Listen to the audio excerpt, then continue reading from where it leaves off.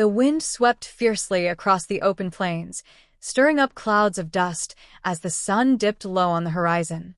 In the midst of the golden grass stood a lone mustang, his eyes wide with fear, his hooves trembling, but he refused to leave.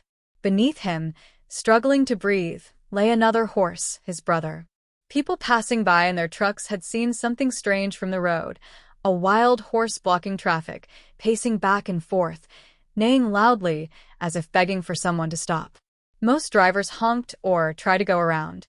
But one woman, a local rescue volunteer named Jenna, felt something in her heart and pulled over. As she stepped out, the wind carried the horse's cries toward her. It wasn't just a noise, it was grief, panic, desperation. Jenna crept closer and gasped. There on the side of the road, hidden behind the brush, was an injured young mustang, barely able to move. His body bore signs of a fall, perhaps from a rocky cliff nearby. The standing mustang stepped between Jenna and his brother. His ears pinned back protectively. His eyes locked with hers, not wild or dangerous, but pleading. For 30 seconds, nothing moved.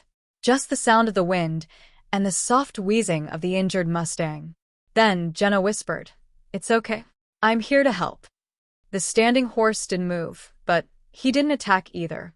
It was as if he was waiting to see if she was telling the truth. Jenna slowly took a step forward, then another. The mustang lowered his head, just slightly, as if to say, "Please, just help him." Jenna immediately called her rescue team. As she waited, she kept speaking softly to the protective brother. "You're not alone. Help is coming.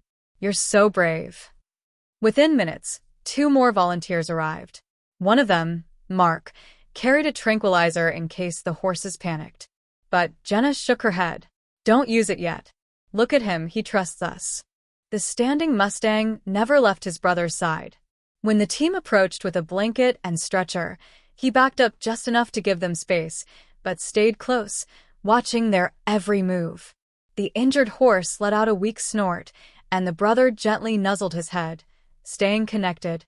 As they lifted the injured mustang, the protective brother began to pace, circling, never going far. When they loaded the stretcher into the trailer, he whinnied loudly, as if asking, "Where are you taking him?" Jenna opened the trailer door and said softly, "He's coming with us." "And so are you." The moment was electric.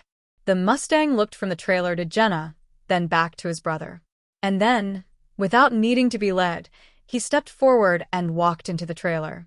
The rescue team sat in silence for a few seconds, stunned. "I've never seen anything like that," Mark murmured. Back at the sanctuary, they gently laid the injured mustang down in a padded stall. He was given 4 fluids, pain medication, and food. The vet confirmed he had a broken leg, but it could heal with time and care. As the team turned to secure the second stall, they found it empty. The protective brother had already moved to the corner beside his injured sibling, pressing his body against the wooden divider, his eyes never leaving his brother. That night, as Jenna did her final rounds, she paused at the stall. The injured mustang was finally sleeping peacefully, and his brother, though tired and scared, was watching over him like a guardian angel. She sat on a stool nearby, whispering, "You're more than wild. Your family, your love." And just as she whispered those words, the protective horse slowly blinked, as if he understood. But this was only the beginning, because what happened the next morning would shock everyone. Morning sunlight spilled gently over the sanctuary's wooden fences, painting the fields in soft gold. Birds chirped, and the air was filled with the calm sounds of nature. But inside the barn, something extraordinary had happened overnight. Jenna rushed to the stalls with a coffee in hand, expecting the same quiet scenes from the night before. Instead, she froze. Volunteers were already gathered, whispering in awe. In the stall with the injured mustang, the protective brother was not just lying beside him. He had somehow managed to shift the hay, nudging it over his brother like a makeshift blanket. "It's like he was trying to keep him warm," one of the staff said, holding back tears. The vet, Dr. Ramirez, checked the injured horse's vitals. "He's responding better than expected. His heart rate's stabilizing. Honestly, this recovery is faster than usual for a wild horse. It's like he has a reason to live. The brothers' presence was working magic, not just physically, but emotionally. Where most horses would panic in captivity, this one stayed still, peaceful, as long as he could see his brother. Jenna opened the gate slowly, approaching with a bucket of fresh water and feed. The standing Mustang looked up, but didn't back away. He even let her stroke his mane. For a Mustang, especially one never touched by humans, it was almost unheard of. Over the next few days, the sanctuary team started documenting the horse's story. Local reporters visited. One of them, a man named Kyle, captured a photo of the standing Mustang pressing his nose through the stall bars to touch his brother's forehead. The image went viral. Thousands of comments poured in. Proof that love is real. Animals love deeper than we know. I cried watching this. Rescue donations flooded in.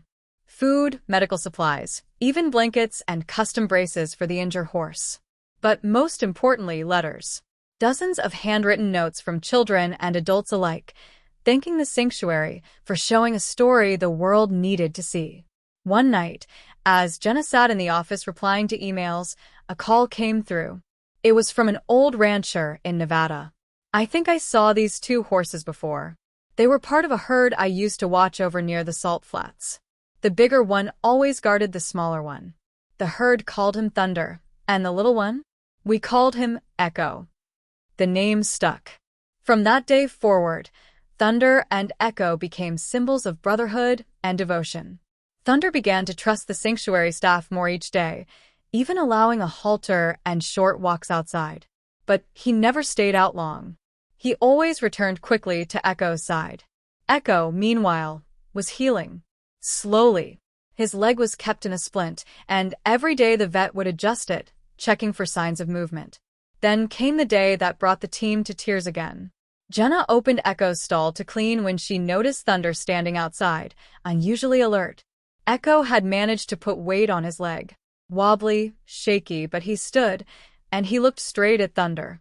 Thunder neighed so loudly, the entire barn echoed with the sound. It was like he was cheering for his brother. Tears filled Jenna's eyes. You did it, Echo. And you never gave up, Thunder. Weeks passed. Echo's strength returned. The brothers were allowed out into a small enclosed field together for the first time. They ran slowly at first, side by side. Thunder would stop and wait each time Echo hesitated, never moving too far ahead. Eventually, they were reunited with the open pastures of the sanctuary, free to roam, but always together. What stunned everyone the most was what happened months later. A herd of wild horses was being released nearby, part of a BLM relocation program. When Thunder and Echo saw the herd from the distance, something stirred in them. They walked to the fence, heads high, ears perked. Then Echo neighed first. A loud, confident call. Thunder joined him. The herd paused. A few Mustangs approached. It was as if they remembered. Thunder and Echo were led into the wide-open range, just for an hour. But that was all they needed. The herd accepted them back like family. Jenna knew what this meant. She stood at the edge of the field, heart heavy but full, watching them disappear into the horizon together. They're going home, she whispered. Thunder turned one last time, looking back. His eyes met Jenna's. Just for a second. Then he nudged Echo, and together they ran into the wild, as free as they were meant to be. Two brothers. One unbreakable bond. And a story the world would never forget.